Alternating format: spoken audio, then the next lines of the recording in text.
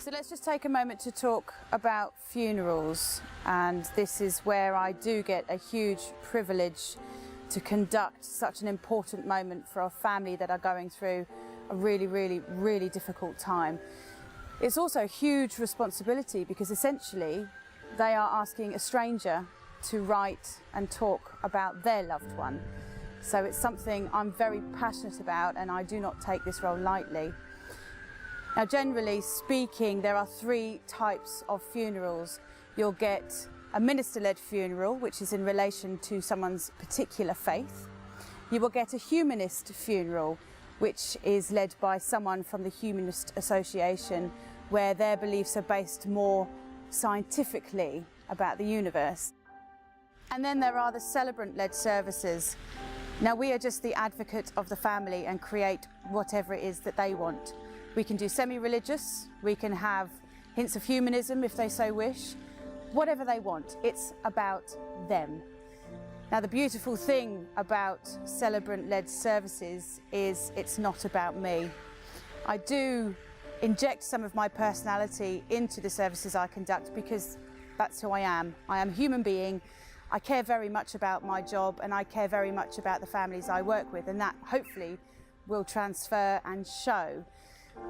But what we do is just work really closely, talk in depth about the person they have lost, and capture the essence of that person in something that is reflective and inclusive, and that can offer comfort to everybody attending. Now, funerals, we only get one shot. It's so important to get it right. My role within the funeral industry constantly changes depending on the type of family I'm working with. Now, you may have a family that knows exactly what they want. They might have several contributors that wish to speak these lovely personal tributes. You may have someone who would like to perform something on a musical instrument or read poetry. It could be anything. And then there are other families that just don't know how to express their feelings, and they'll ask for my guidance, which I will give freely. And I will write up an entire service from top to bottom, including this lovely big tribute in the middle, which is completely life-centred.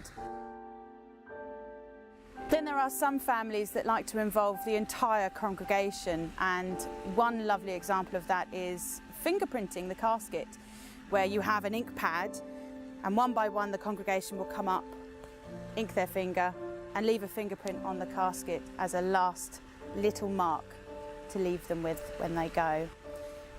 Other people like to ask congregations to come with a flower, a single stem flower, and that will make up the spray on top of the casket. Now, a lot of people ask that they come from their own back garden, so again, it's giving something of yourself in that really special moment. But there are limitless things that you can do as a symbolic ritual. It's about what the family are comfortable with. It's about what reflects them and the person they've lost best. And it's just about building a moment that they want, that they're happy with, and that will help them deal a bit better this loss. Now, because death and funerals are a mysterious part of life that we tend to veer away from and don't talk about, there are a number of misconceptions regarding the funeral industry. One of which is there are, in fact, no legal requirements with regards to funeral service formats or officiants. None whatsoever. So yes, your ministers and your humanists will be slightly more inflexible because of what they offer, but with celebrants, you have complete freedom to create whatever it is that you want to create. Now, you'll commonly find funerals are conducted at crematoria, in churches, or at gravesides, but in fact, again, you can have a funeral service anywhere. You can have them in a village hall, you can have a garden, the beach even, wherever you want.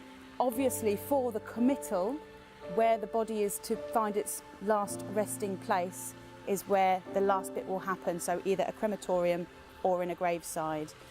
But the service, you can have it anywhere.